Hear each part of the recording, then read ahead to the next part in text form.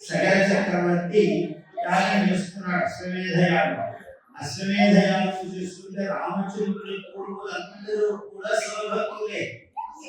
ఆధునిక నిరపరాధం వచ్చింది, ఇవాళ ప్రతివాడికి ఈయన శివభక్తుడా కాదా అంటే చెప్పవలసి వస్తుంది. అది అలాంటి అవసరం అంత రామశీకరణలు చేసిన త్యాగరాజ స్వామి అంతా విభూతిన్నవాడే.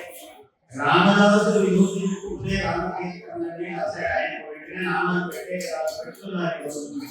అన్నమాచార్యుడు అన్ని రాసిన అన్నమాచార్యుడు ఆయన వైదిక దేవుడి బ్రాహ్మణుడు, ఆయన కూడా విభూతి పెట్టుకున్నవాడే. మొత్తం ఈ తరతరములు ఏ కవి యొక్క ఇది చేసుకున్నా అందరూ విభూతి పెట్టుకుని శివభక్తులైన వాళ్ళే. మహాసభక్తులు శైవ కుటుంబంలో జన్మించిన వాడు. అందుకనే చేతులారంగ శివుని పూజింపడే మూడు ముఖముల హరికీర్తి నుడువడే దయలు సత్యంకు లోగా కనపడే ఈ తరుణీటికి ఇలా మహాత్ములందరూ శివకేశవ భేదలు వెళ్ళి తెలియని మహాత్ములు క్షణత్వంలో దర్శనం చేసేవాడికి ఇది గది అని కాకుంటే కొన్ని తత్వములు లోకంలో ప్రపంచింపబడినాయి కాబట్టి ఒక్కొక్క రూపంలో ఒక్కొక్క జగత్తులో ఒక్కొక్క కాలను అనుగ్రహించారు. అట్లా సర్వకాలంలో అధీశ్వరుడు శివుడు. ఆయన కాలాధిపతి. కాల అంటే మృత్యువు. ఆ మృత్యువు కూడా అధిపతి.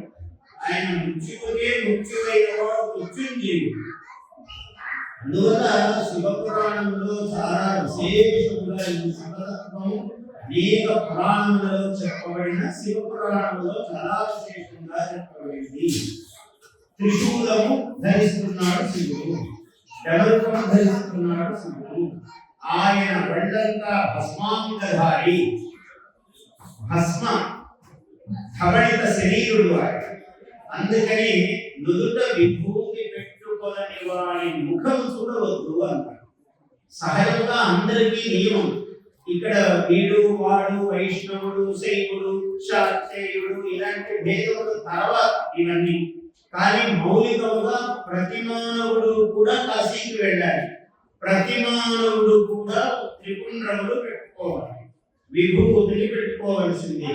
ఆ విభూతి ఉదయం పూట పెట్టుకునేటప్పుడేమో జలాగ్రంగా పెట్టుకోవాలి, మధ్యాహ్నం దాటిన తర్వాత పెట్టుకుంటే శుద్ధ భస్మం జలరహితమైనటువంటి భస్మం పెట్టుకోవాలి. ఇది సదాచారం. దాంట్లో చాలా విశేషంగా త్రిశూలము అన్నారు. నుదుట విభూతి కలిగి ఉండటము, నాలుక యందు ఎప్పుడూ కూడా నమశివాయ అనేటువంటి శివనామం కలిగి ఉండటము, మెడలో రుద్రాక్షలు ఉండటం. రుద్రాక్షలు ఇవి త్రిశూలములు అన్నారు. ఈ మూడు శూలములు 3 విధములు 30 విధముల నడకములను తొలగిస్తాయి. ఇది శివపురాణంలో చాలా విశేషంగా ఎవరి నాలుక యందు శివనామము లేదో, ఎవరి నుదుటి యందు భస్మము లేదో, ఎవరి గడమనందు రుద్రాక్షమాల లేదో అటువంటివన్నీ తీసుకురావయ్యా అని చెప్పాడు. ఇవి ఉన్నవాడి దగ్గరికి మాత్రం అట్లా దూరంగానే అడుగులు వేసుకు వెళ్ళిపోతారు.